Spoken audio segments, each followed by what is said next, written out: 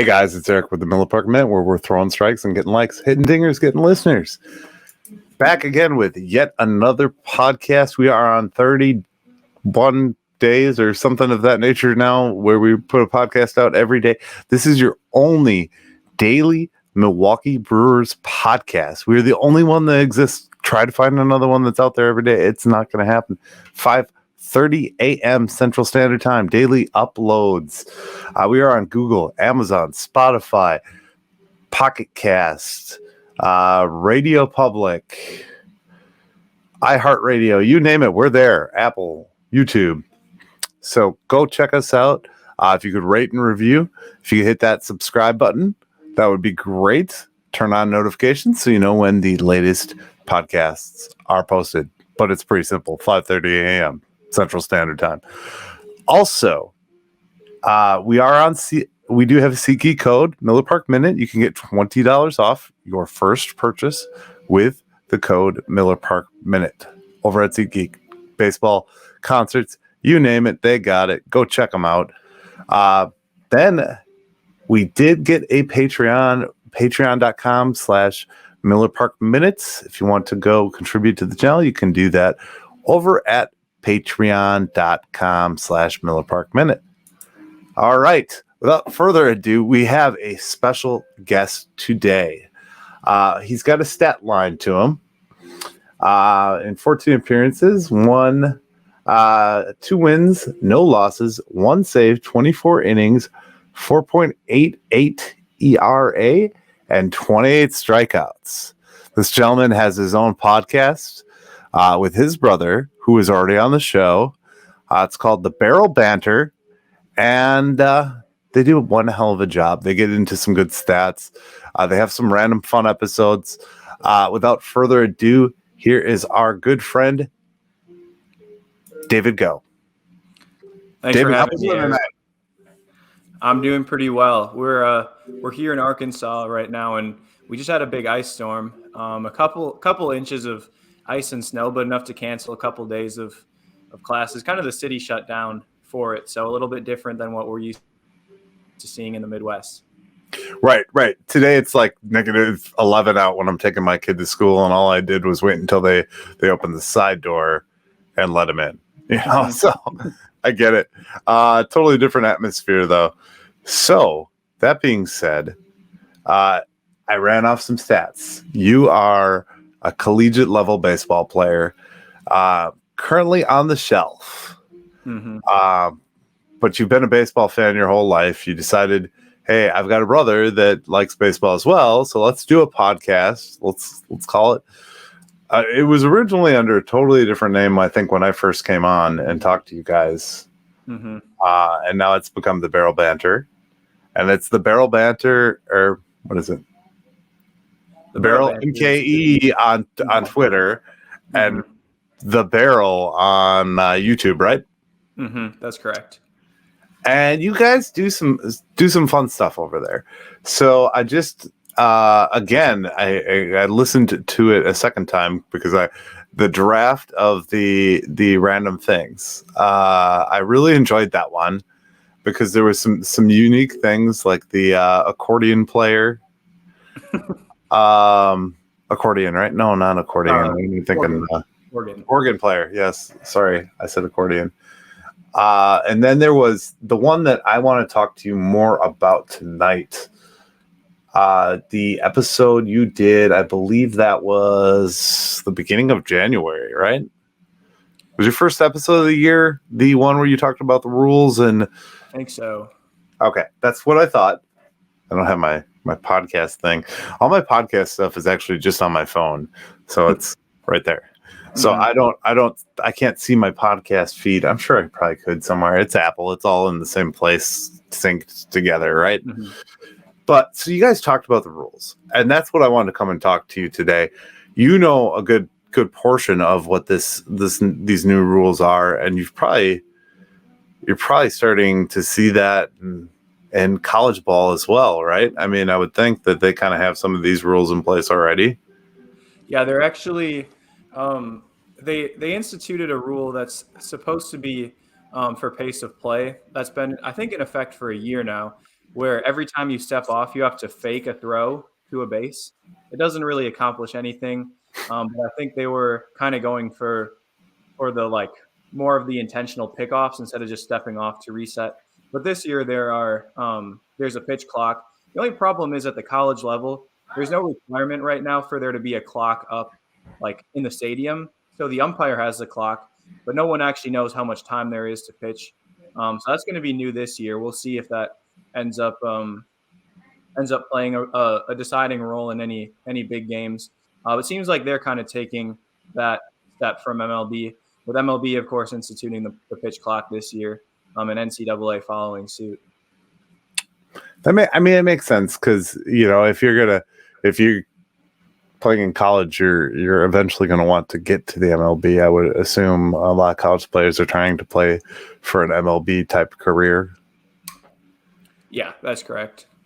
So now you went through these rules pretty well. So what are the big changes for the 2023 season? I'll kind of lean on you for that because I know you kind of are the analytical type of your podcast. You are you're like my butcher. He does the research stuff. I just speak from the gut. Yeah, so I'll go through a few of the big new rules. Of course, the pitch clock was the first one that I mentioned. So there will be a pitch clock, both with runners on base and without. And it'll be a little bit shorter. I think it's 15 seconds with nobody on and 20 with runners on. And the goal there is to increase the pace of the game.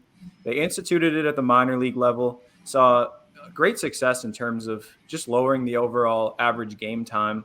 I think it was by about 25 minutes per game that it decreased the time.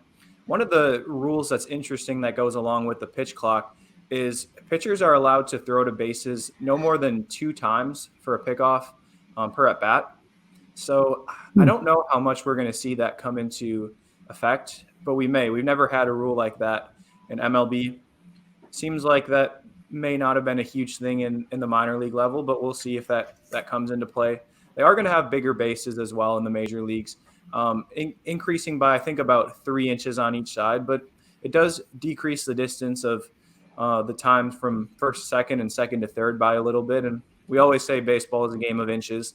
So every couple inches could be a big difference. And then the shift restrictions are the ones that I think those ones are gaining. That one's gaining a lot of talk. You're going to have 2 infielders on each side of second base, and every infielder is going to have to be on the infield dirt. So I think we could see maybe a resurgence in that big dead pull left-handed hitter. Could see a few specific Brewers that improve from that.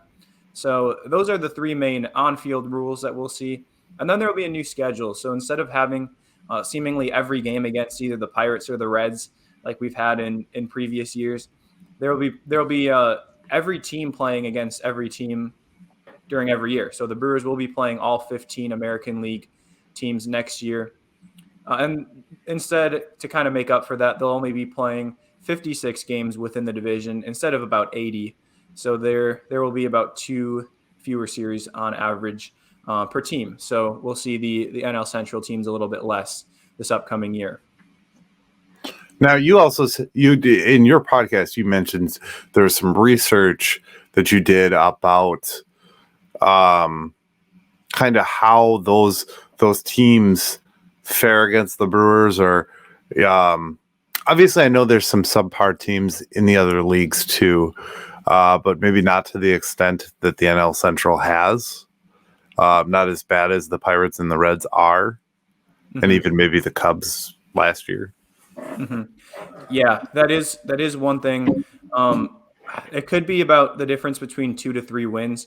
Let's see. I forgot to pull up the numbers specifically. Okay. I think the winning percentage of the Cardinals, Cubs, Reds, and Pirates was about 450 last year, and instead the American League teams that will be playing, their collective winning percentage was about 480, 485.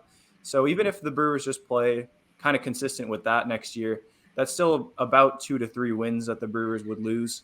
And even if you look at the more specific numbers, the Brewers against the NL Central last year, 118 weighted runs created plus, so 18% above league average as hitters, only 101 against non-division opponents. And it was a similar story in 2021. They had a worse offense that year, but still considerably better against the NL Central. And the pitching also does better within the division. So that's something that we could see, maybe even specific players that do actually have worse years in 2023, given their beating up of the Reds and Pirates subpar pitching over the past couple of years. Well, and that's the big change. I mean, I think the thing we're going to see is obviously the historic data helps us too, but then obviously there's the factor of everything that you listed in the new rules, the wider bases, the shifting and all of that. It's going to be a really interesting year to kind of see how baseball plays through this, because you're adding a lot of factors in 2023. I mean, there's quite a few factors. I don't remember. I mean, I haven't been around that long, but I don't remember there being any year where we had more than one major rule change. I don't know if you'd file the bigger bases under a major rule change, but for sure the pitch clock and the shift restriction would have to fall under a major rule change. And I think the new schedule would fall under that as well, even if it may not be an on-field change. And with the bases, I've they've said that's safety, and I guess I would go with that. I would agree with that. I think the safety aspect of that is more. I mean, a couple inches here or there isn't going to affect that much of a maybe a couple plays, right? Yeah, there's only really I'm sorry. And the thing is, when you add multiple rules at once, you don't always know the effect that they each individually have. At the minor league level, they instituted the pitch clock and they instituted the bigger bases, and the pitch clock there included also the limit on pickoffs. So we saw a big increase in stolen bases. If you look at 2022 in AAA, 2.05 stolen base attempts per team per game. That was up from just 0.9 in 2019, which was the last full season that they had no pitch clock and the smaller bases. We also saw a success rate increase of 8.5%. So we saw some big changes in AAA. Will we see that drastic of changes in the majors? I'm not sure. I think major leaguers are always going to be slower to change. It seems like that you might get a little bit more of the AAA player who can maybe run and who can field, but maybe doesn't hit as well. And maybe that type of player is going to steal more bases than the slugger in the majors, which has become increasingly common. But I do think we're going to see actually maybe a bigger increase in stolen bases than most people are talking about. Maybe Rowdy will add a couple. Who knows? Maybe. Did he have one last year, I think? One.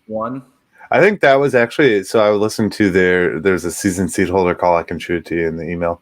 But there's a season seat holder call with Craig Counsell that was done. I think it was done yesterday. And they asked him just a ton of questions. And that was one of them. Oh, well, how many bases do you think we'll add? And I remember in your podcast, you said, based on some numbers that it would like, in the small sample size with Garrett Mitchell, it would come out to like 73 or something based on the rate he had. And then you said, well, no, more realistically, it's more like 40. Mm-hmm. So, I mean, Rowdy Tellez maybe 3.5. Yeah. That might be a little bit generous for Rowdy. It's always like the right situation. And maybe, I don't know, but maybe his one steal last year was because of the shift even. They weren't positioned in the right place. It's just funny to think about that. I mean, the big guys always kind of stay pretty much on the bag until they go. So that's historic. But I think there's going to be some differences in the way these guys approach. A lot of the podcasts and a lot of the interviews that I've seen with managers and coaches in the league are saying, hey, we're trying to prep these guys to know what the new rules are when we get it into these spring training games so we can learn everything. Do you foresee, hiccups through the first, second, third month of the year? Or do you think we're going to see hiccups with this all the way through till the end of the season? I think we'll see. We'll see the most. I think maybe in the first month. I think they'll be kind of phased out. Where by the end of the year, maybe here and there, we'll see the hiccups. And with that being, I think mostly the pitch clock. I'm not sure. Well, of course, there's nothing to adjust really with bigger bases in terms of hiccups. One thing I think we might see actually though is like team strategies shift, because I think maybe after a couple months of their analysts, because baseball is so data driven now, once they deem the sample size big enough, I think we might see maybe analysts say after 2.5 months, we're not stealing enough bases. Maybe let's increase our stolen base rate, or we're not emphasizing our guys that hit for contact enough with the new shift rules. Let's put them in the lineup more. I think that might be the bigger shift we see throughout the year, more so than the hiccups. I certainly hope that we don't get to game 5 of the NLCS and Kenley Jansen takes, or I guess he's in the AL now, ALCS. Kenley Jansen takes 21 seconds to throw the pitch and the go-ahead run scores off third base. I certainly hope that doesn't happen, but you never know, especially with the playoffs and how long pitchers, I think, especially take in the playoffs. We might see in those late season games, we might see a hiccup here and there. Yeah, and I mean that's to be expected with everything being changed. Obviously, you've played a game a certain way your whole life. You're going to expect to see something be a bit of a hesitation or be a stutter point. You know what I mean? It's not automatic. You're not automatically just going to get the new rules and the new changes. Mm-hmm. One of the things I like about this, and I don't know schedule wise where we're going to shift out and how everything's going to be, but you're going to see some of the mega stars of this game come through Milwaukee on a regular basis. Mm-hmm. Now I know we've talked that you're a baseball fan and a Brewers fan, but is there anybody in particular that you are excited to see, or anybody on this schedule that maybe a team that I think your trigger. I think the easy answer is the Angels. Of course, at least for this year, they've got Trout and Ohtani. I mean, they're fun to watch. I mean, either way, they're two of the best talents in the sport. But one team that I'm actually maybe a little bit more under the radar excited to see is Seattle. They're exciting. They've got a fun team. Julio Rodriguez, of course, being maybe the youngest superstar in baseball right now. I mean, he's what, 21, 22, not much older than I am. And they've got a fun team. I think they're a good matchup for the Brewers too, especially with the amount of pitching the Brewers have, the high quality pitching. The Mariners don't have like a super high powered offense, but they're pretty balanced throughout, and they're exciting. They're pretty young. I'm excited to see the Mariners come through town every year. Do you think so? Shohei is my favorite. Do you think Shohei is going to be the next major contract that we see? I mean, do you foresee him signing this $500+ million contract? I mean, the logic and the argument here so far that I've heard is basically, well, he's an Aaron Judge and name a all-star pitcher right now. Yeah, I think if anyone's going to be the first $500 million man, I think he'd be the guy to do it. You're banking on a lot because, especially nowadays with teams being so risk averse, where they say, well, how have players at age 28 with this amount of WAR in the past 4 years performed in their next 8 seasons or however many? How did they perform? How healthy did they stay? Ohtani, you don't have any of that data because there's never been a talent like him. I think someone does. I think if he puts up another year like he did both this year and last year, that's 3 straight years of being really an all-star caliber hitter and pitcher. And how much does an all-star caliber pitcher make on the open market? 25 to 30 million. How much does an all-star hitter make? 20 to 25. He'll be entering his age 29 season, I think, or age 30 season. Mhm. And with the way that contracts are going right now, we saw a big influx of money going into the players.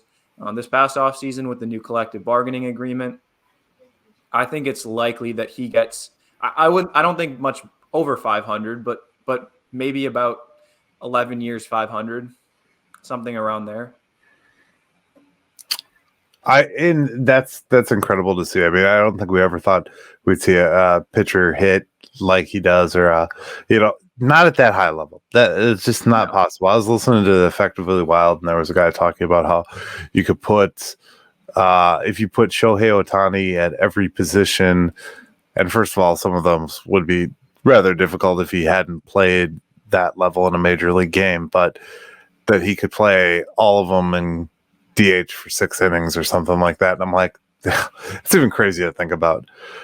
And it was funny because the guy in my car is like, yeah, that's crazy. Shohei Ohtani is crazy. And then he actually was coming from Texas, and he's like, yeah, I'm gonna have lunch with Brian Anderson tomorrow. And I'm like, what? he dropped that on me in the last like 30 seconds. I was like, that's badass, man. That's so cool. All right. So you're one of the things you always do on your podcast, and I'm gonna put you on the spot here. You always do some trivia. So I have something for you. Okay. And I'm gonna give you a little bit of information. And I'm gonna let you try and take a stab, or maybe just see if you know it randomly from your knowledge. So one of the players that was born on today's date.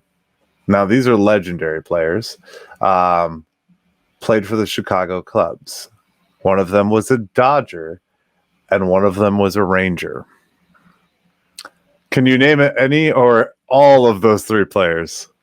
Once you said born on today, I looked at the date and I realized that today's like the legendary birthday date. So I believe it's Jackie Robinson, Ernie Banks, and Nolan Ryan.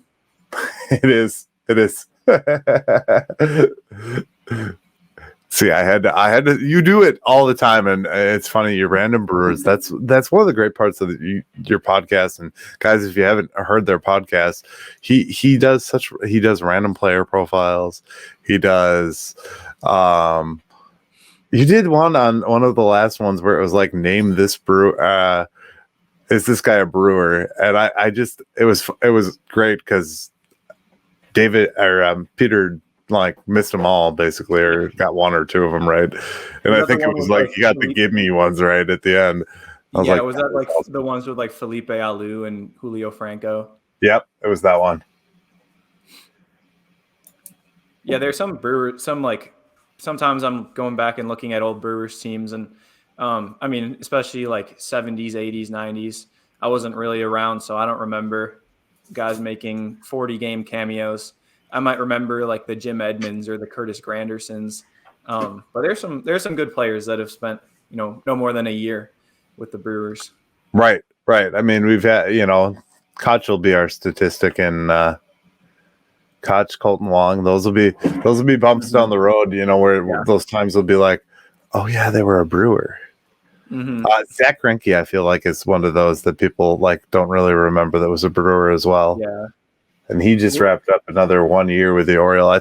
I think he's at the point where he's just going to sign 1 year until he's decides he's done. Maybe he seems like the kind of guy that wants to just keep playing as long as he's able to. So if the Royals keep giving him contracts, do you think that there's anybody in this free agent pool that's existing that would be an add to the Brewers, or do you think we're too full at this point? I think a lefty reliever would be ideal. That's kind of the last market that it's not totally untapped, but there's still a number of guys left. I know over at Reviewing the Brew, they had an article up a couple days ago highlighting a couple of them. Andrew Chafin is still available. He was with the Cubs and the Tigers recently. He's pretty good. Matt Moore, the left-handed starter that got moved to the pen last year with Texas, he had a good year in the bullpen. First year in the pen, kind of similar career trajectory to Drew Pomeranz, who the Brewers got, of course, for just that half year.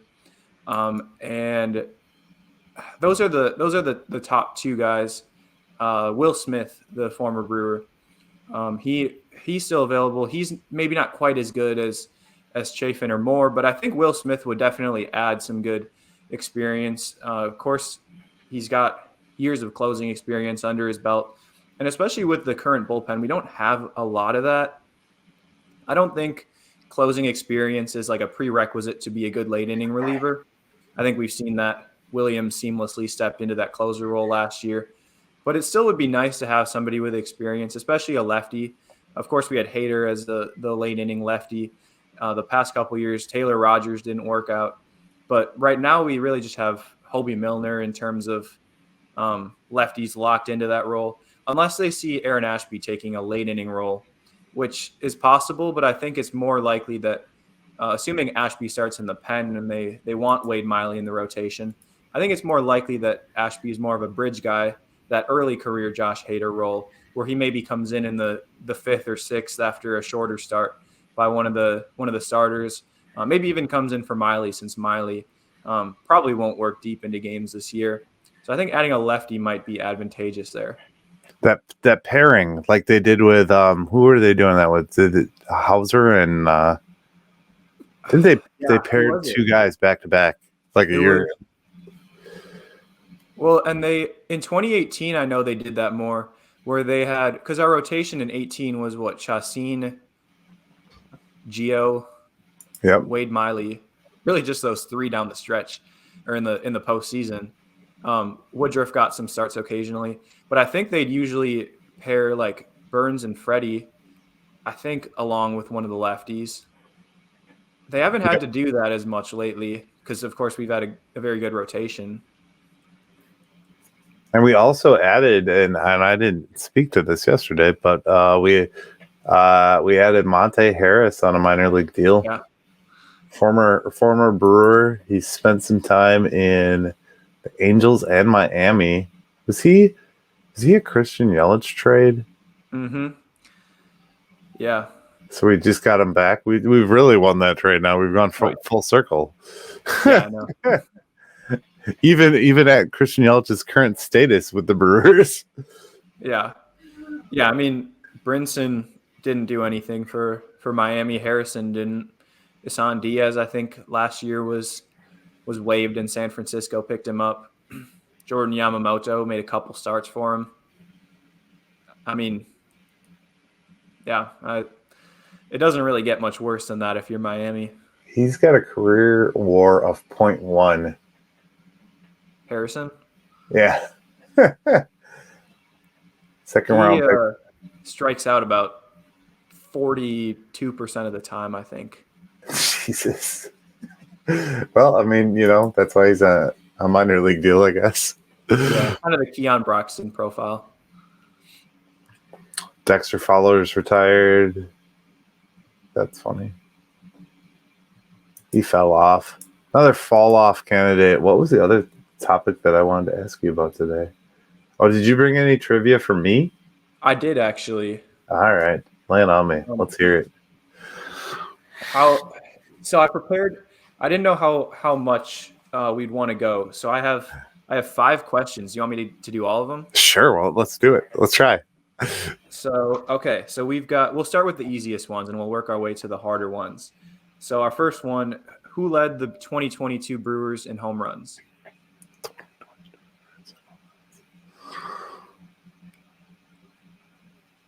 It's going to be Renfroe. It's actually Rowdy. Maybe the easiest one wasn't the first one. Okay. Because I'm pretty confident you'll get the second one. There were a lot, like we had Rowdy, Adames, Renfroe. I was going to say Rowdy, Adames, and Renfroe were the top. I just didn't know how they fell. I think Renfroe like was the best when he was there, when he was on the field, but I think Rowdy played more games, so he ended up having more home runs. So our second question, the Brewers' new catcher, William Contreras' brother Wilson, of course, was with the Cubs, but he signed with which NL Central team? St. Louis Cardinals. That's correct. Our third question, who represented the 2022 Brewers at the All-Star game last year? 3 guys, all pitchers. Devin Williams, Josh Hader, and Corbin Burns. That's correct. Only one of which appeared in that game. Mm-hmm. The other two, basically, like, Hader stayed home, and I think Burns went, right? Yeah, I think Hader's was like very soon after his wife gave birth.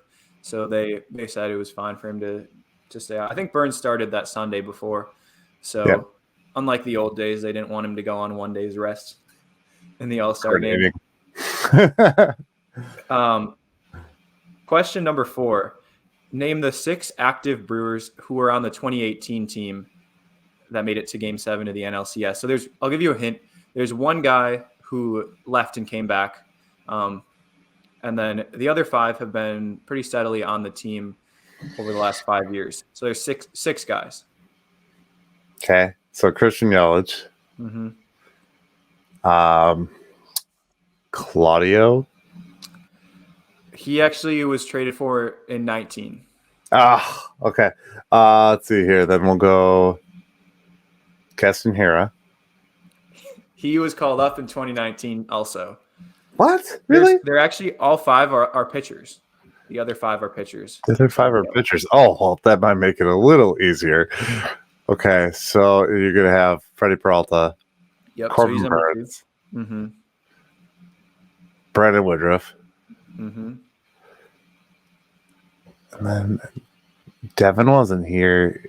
Devin was Rookie of the Year in 2020. Mm-hmm. This 4th pitcher, I don't remember if he was on the playoff roster, but he definitely appeared in 2018.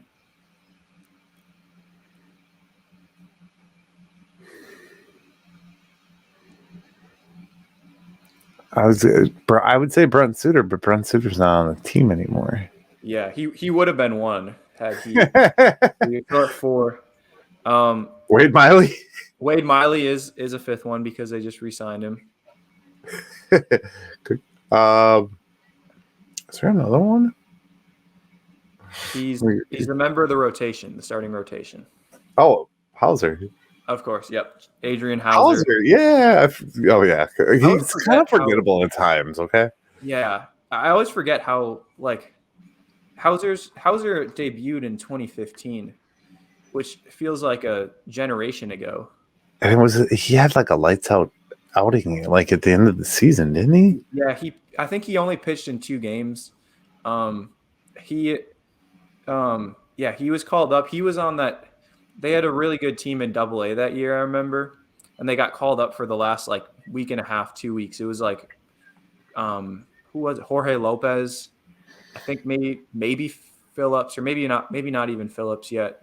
But Hauser was one of them. I think there was a catcher in there. And Hauser only pitched 2 games. He ended up blowing out his elbow at the start of 2016, so that's why he missed a lot of time.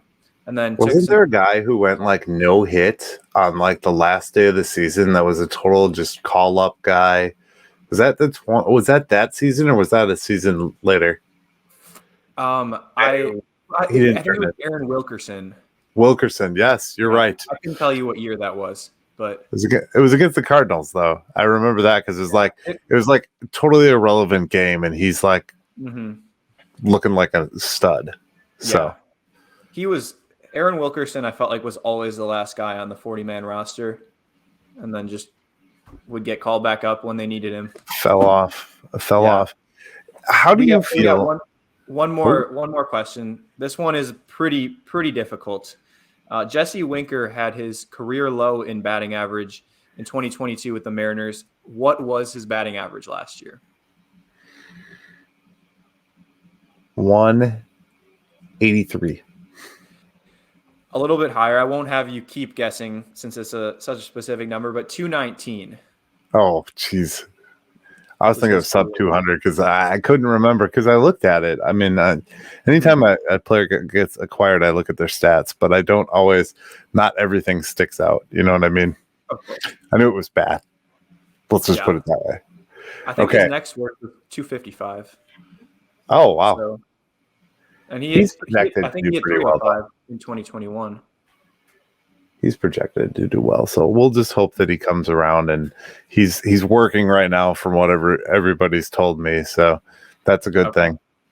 Let's hope that's a good thing, right? Yeah, it seems like every like bounce back list that you see, since writers are kind of desperate for topics right now with nothing really happening, they're writing like who's going to bounce back, who's going to break out, and I feel like I see Winker on all of them. For sure, I definitely do. All right, my final, because we talked about guys going back and forth and that Wilkerson thing. How do you feel about Keston Hiura and Tyrone Taylor and their position in a very crowded infield and outfield? I mean, do you think they're expendable at this point? Do you think they still have some value? I'll preface it with this. Especially if I was Keston Hiura, I would probably want to be traded. It's not a great situation for Hiura, especially with his pretty limited defensive versatility. I think he has some value there. It depends how they use him. I mean, we saw he had pretty pronounced reverse split, so he was hitting righties better, but they kept hitting him against lefties last year. We'll see, because I think if anyone needs a platoon partner, it's probably either Rowdy at first or Winker DHing, and both of them hit righties really well. So I don't know that we've really got a spot for Hiura. I think personally it makes more sense to trade Hiura. Well, he's at least got some value. Trade him to a team like Pittsburgh or Oakland, somewhere where he can just get at bats every day and try to reestablish himself. Taylor, I think, has a more clear path to playing time. Especially the beginning of the year. Of course, Yelich will be in left. Winker will be, I think, primarily DHing. Maybe get starts from time to time in the outfield. Even with Mitchell, I would say mostly in center. I think we probably will see Frelick start in AAA. We'll see Weimer start in AAA. So I think Taylor might actually get the bulk of the at-bats in right field to begin the year. And then how he does with that, I think will kind of dictate when they bring up Frelick, maybe how they use Taylor after that. But Taylor's actually had a couple decent years and some limited playing time. So I think Taylor's got a little bit more of a better outlook for 2023. I can see it. I mean, yeah, and you make sense. I mean, like, I don't know that Taylor has options left. I know Keston doesn't. So yeah, I don't think Taylor does, but check. Because that, especially with Keston, I don't know. Do you let him go and hope you don't have a Scooter Gennett type situation? Right. Where it burns you. All right.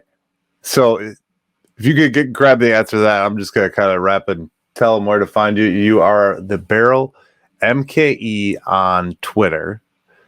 You are the Barrel Banter podcast, and that's pretty much on every podcast platform. I know I listen to it personally on Apple Podcasts.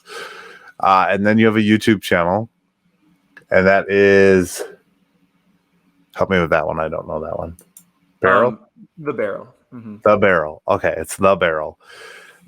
I subscribe to them all. I just don't remember exact handles. I mean, obviously I know my handles very well. Did you find out if Taylor's got any options? He's out of options too. He's out of options. Okay, so there are two big out of option players. Yeah. All right. Well, so this has been a talk with David Go, a collegiate level pitcher. He's got some strikeouts under his belt. He's currently working to get back to playing baseball, and he hosts a very good podcast. So go take a listen to him and his brother Peter, who was on here a couple weeks ago. We'll bring him back periodically throughout the season if that's fine with you guys. We'll do that. We'll have Absolutely. Our chats. Maybe I'll come over by you guys and chat on your podcast for a little bit. Mm-hmm. I appreciate your time tonight, man. I'm just going to wrap up here, so hang tight a second, all right? Thanks for having me, Eric. You're welcome. All right, guys, that's been the Miller Park Minute. We are wrapped for the day, so go check us out, rate and review on all the podcast platforms that you are subscribed to: CastBox, Amazon, iHeartRadio, YouTube, Spotify, Apple, Google, Amazon, wherever you get your podcasts. I think I repeated some of those, whatever. But we are here 5:30 a.m. every day. Your only Milwaukee Brewers daily podcast. So thanks for listening. Thanks for watching. Like and subscribe. We'll catch you in the next one. And as always, Thank you for watching the Miller Park Minute. Go Brewers.